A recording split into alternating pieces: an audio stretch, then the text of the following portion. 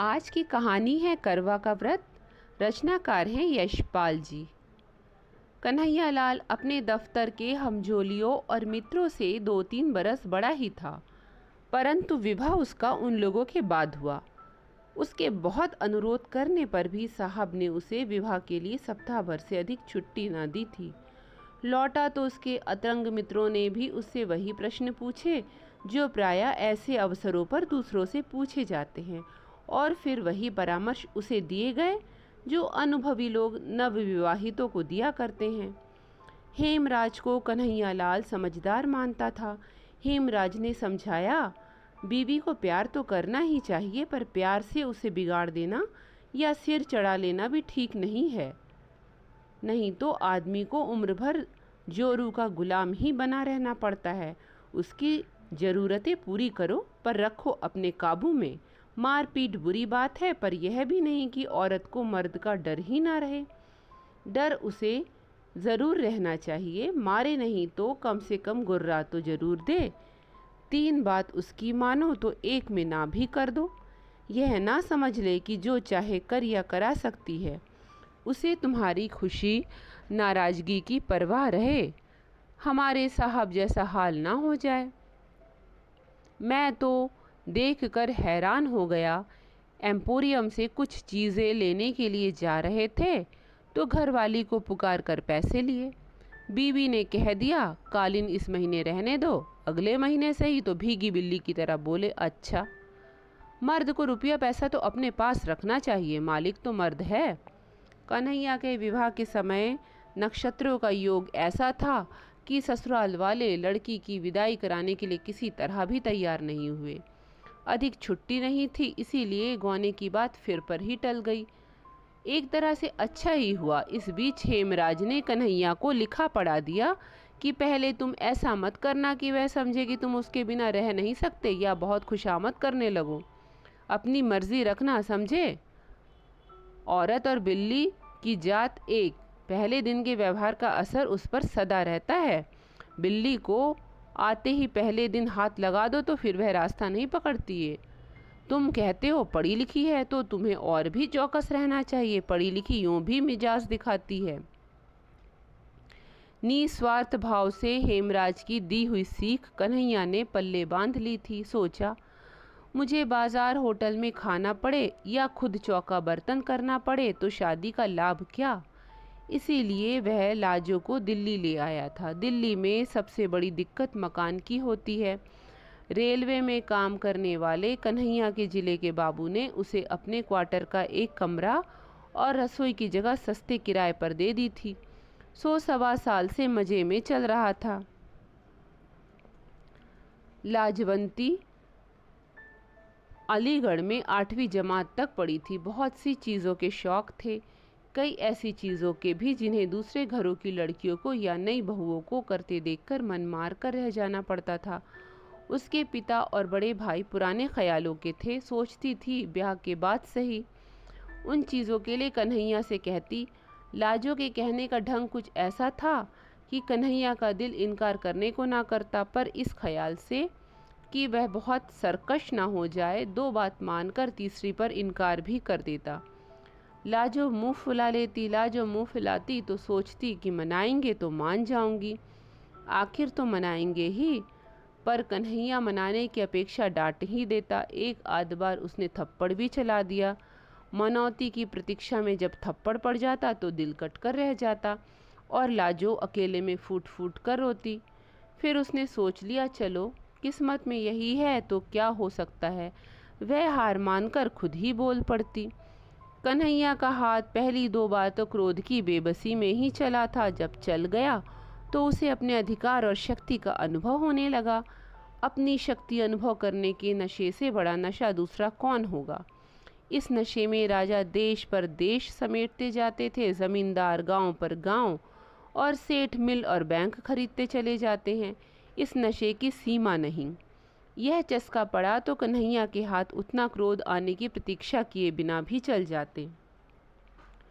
मार से लाजो को शारीरिक पीड़ा तो होती ही थी, पर उससे अधिक होती थी अपमान की पीड़ा। ऐसा होने पर वह कई दिनों के लिए उदास हो जाती।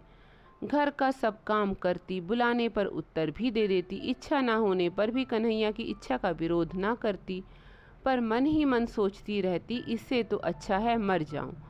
और फिर समय पीड़ा को कम कर देता। जीवन था तो हंसने और खुश होने की इच्छा भी फूट ही पड़ती और लाजो हंसने लगती। सोच यह लिया था, मेरा पति है, जैसा भी है मेरे लिए तो यही सब कुछ है, जैसे ये चाहते हैं वैसे ही मैं चलूं। लाजो के सब तरह से अधीन हो जाने पर भी कन्हैया की तेजी बढ़ती ही जा रही थी। वह जितनी अधिक बेपरवाही और स्वच्छंदता लाजो के प्रति दिखा सकता, अपने मन में उसे उतना ही अधिक अपनी समझने और प्यार का संतोष पाता।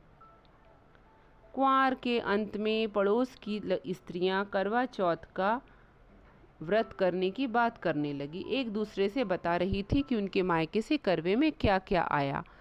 पहले बरस लाजो का भाई आकर करवा दे गया था। इस बरस भी वह प्रतीक्षा में थी। जिनके मायके शहर से दूर थे उनके यहाँ मायके से रुपए आ गए थे। कन्हैया अपनी चिट्ठी पत्री दफ्तर के पते से ही मंगवाता था।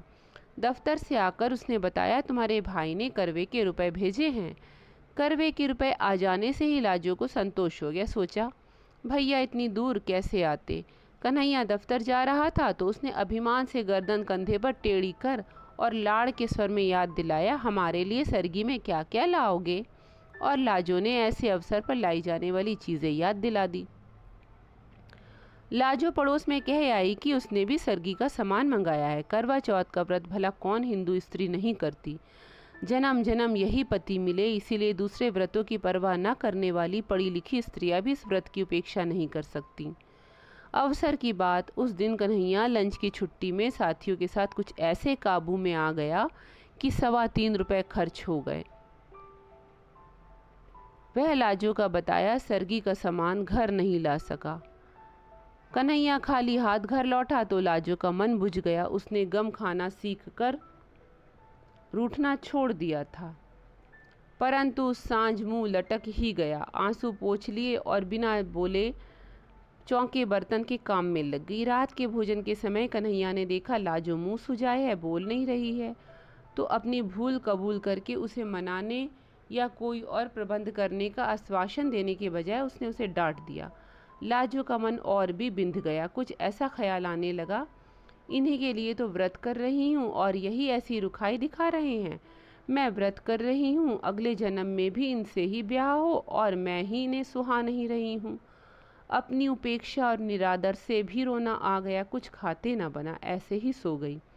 तड़के पड़ोस में रोज की अपेक्षा जल्दी ही बर्तन भांडे खटकने की आवाज़ आने लगी। लाजो को याद आने लगा, शांति बता रही थी कि उसके बाबू सरगी के लिए फेनियाँ लाए हैं। तार वाले बाबू की घरवाली ने बताया था कि खोए की मिठाई लाए हैं। लाजो ने सोचा, उन मर्दों को ख्याल है ना कि हमारी बहू हमारे लिए व्रत कर रही है, इन्हें जरा भी ख्याल नहीं मेरा। लाजो का मन इतना खिन्न हो गया कि सरगी में उसने कुछ भी ना खाया। ना खाने पर भी पति के नाम का व्रत कैसे न रखती। सुबह सुबह पड़ोस की स्त्रियों के साथ उसने भी करवे का व्रत करने वाली रानी और करवे का व्रत करने वाली राजा की प्रेयसी दासी की कथा सुनने और व्रत के दूसरे उपचार निभाए। खाना बनाकर कन्हैया लाल को दफ्तर जाने के समय खिला दिया। कन्हैया ने दफ्तर जाते समय देखा कि लाजो मुंह सुजाए है। उसने फिर डांटा, मालूम होता है कि 2-4 खाए बिना तुम सीधी नहीं होगी। लाजो को और भी रुलाई आ गई। कन्हैया दफ्तर चला गया तो वह अकेली बैठी कुछ देर रोती रही। क्या जुल्म है, इन्हीं के लिए व्रत कर रही हूँ और इन्हें गुस्सा ही आ रहा है। जन्म जन्म ये ही मिले, इसीलिए मैं भूखी मर रही हूँ। बड़ा सुख मिल रहा है ना, अगले जन्म में और बड़ा सुख देंगे।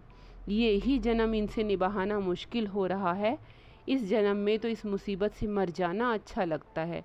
दूसरे जन्म के लिए भी वही मुसीबत पक्की कर रही हूँ। लाजो पिछली रात भूखी थी, बल्कि पिछली दोपहर के पहले का ही खाया हुआ था। भूख के मारे कुड़मुड़ा रही थी उस पर पति का निर्दयी व्यवहार। जन्म जन्म, कितने जन्म तक उसे ऐसा ही व्यवहार सहना पड़ेगा।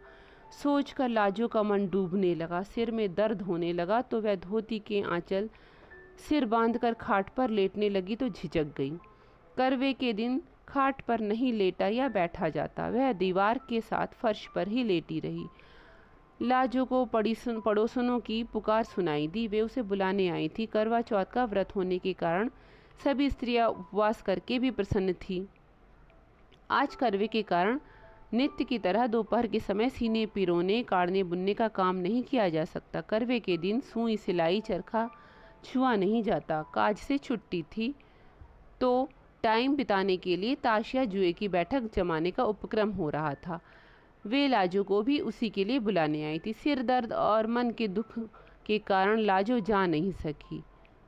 सोचने लगी, ये सब तो सुबह सरगी खाए हुए हैं, जान तो मेरी ही निकल रही है। फिर अपने दुखी जीवन के कारण मर जाने का ख्याल आया और कल्पना करने लगी कि करवा चौथ के दिन उपवास किए किए मर जाए तो इस पुण्य से जरूर ही यही पति अगले जन्म में मिले। लाजो की कल्पना बावली हो उठी। वह सोचने लगी, मैं मर जाऊं तो इनका क्या है, और ब्याह कर लेंगे। जो आएगी वह भी करवा चौथ का व्रत करेगी। अगले जन्म में दोनों का इन्हीं से ब्याह होगा। हम सौते बनेंगी। सौत का ख्याल आते उसे और भी बुरा लगा। फिर अपने आप समाधान हो गया, नहीं, पहले मुझसे ब्याह होगा, मैं मर जाऊंगी तो दूसरी से होगा। अपने उपवास के इतने भयंकर परिणाम की चिंता से मन अधीर हो उठा। भूख अलग व्याकुल किए थी। उसने सोचा, क्यों मैं अपना अगला जन्म भी बर्बाद करूं। भूख के कारण शरीर निढाल होने पर भी खाने को मन नहीं हो रहा था, परंतु उपवास के परिणाम की कल्पना से मन क्रोध से जल उठा। वह उठ खड़ी हुई। कन्हैया लाल के लिए उसने सुबह जो खाना बनाया था उसमें से बची 2 रोटियां कटोरदान में पड़ी थी। लाजो उठी और उपवास के फल से बचने के लिए उसने मन को वश में कर 1 रोटी रोखी ही खा ली और 1 गिलास पानी पीकर फिर लेट गई। मन बहुत खिन्न था। कभी सोचती, ठीक ही तो किया, अपना अगला जन्म क्यों बर्बाद करूं। ऐसे ही पड़े पड़े झपकी आ गई। कमरे के किवाड़ पर धम धम सुनकर लाजो ने देखा, रोशनदान से प्रकाश की जगह अंधकार भीतर आ रहा था। समझ गई दफ्तर से लौटे हैं। उसने किवाड़ खोले और चुपचाप एक और हट गई। कन्हैया लाल ने क्रोध से उसकी तरफ देखा। अभी तक पारा नहीं उतरा, मालूम होता है झाड़े बिना नहीं उतरेगा।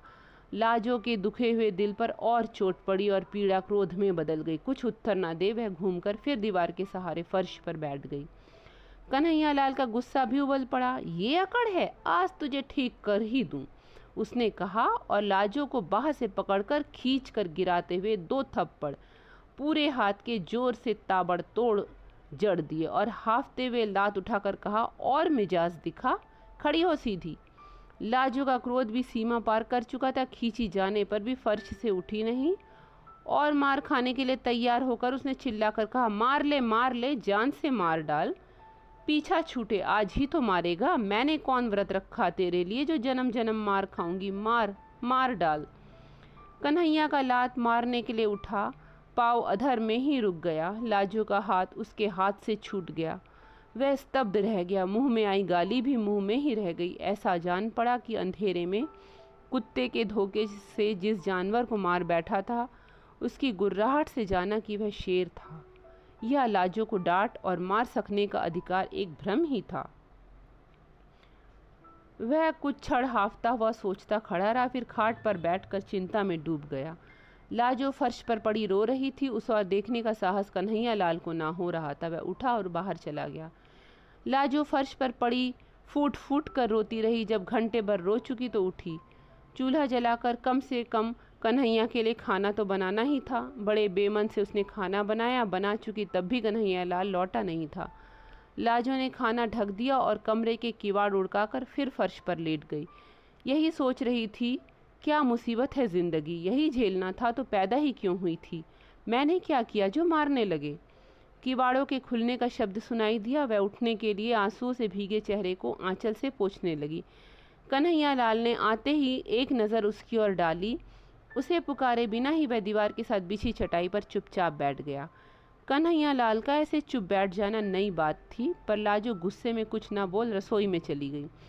आसन डाल, थाली कटोरी रख, खाना परोस दिया और लोटे में पानी लेकर हाथ धुलाने के लिए खड़ी थी। जब 5 मिनट हो गए और कन्हैया लाल नहीं आया तो उसे पुकारना ही पड़ा। खाना परस दिया है, कन्हैया लाल आया तो हाथ नल से धोकर झाड़ते हुए भीतर आया। अब तक हाथ धुलाने के लिए लाजो ही उठकर पानी देती थी।